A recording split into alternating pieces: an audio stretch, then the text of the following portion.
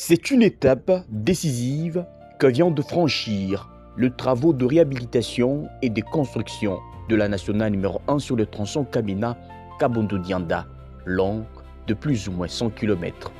C'est lundi 14 juillet 2026, une importante opération de minage de la roche de Lungué, une intervention technique de grande envergure réalisée dans le strict respect des normes de sécurité et de protection des populations civiles.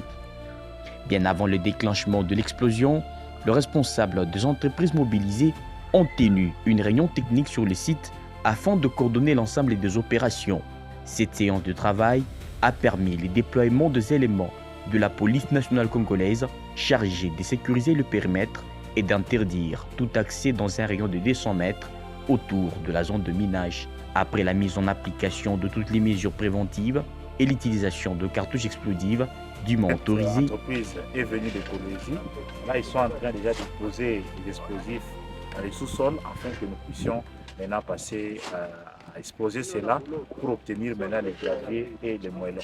Déjà, il y a des déconcasseurs qui sont bien préparés afin de travailler 24 heures sur 24 heures pourvu que nous puissions avoir les graviers dans le but précis de faire avancer les projets, les grands projets initiés par le chef de l'État en personne, M. Antoine Félix Tshisekedi Tshilombo.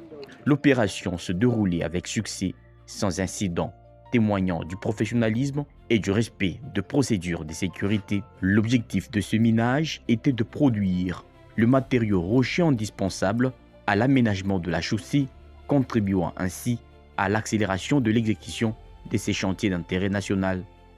Les travaux sur le tronçon Kamina-Kabondo-Dianda connaissent aujourd'hui une évolution remarquable, traduisant la volonté du gouvernement central de moderniser les infrastructures routières afin de faciliter la mobilité de personnes et de biens, tout en favorisant le développement socio-économique de la province d'Oudmami et de régions voisines.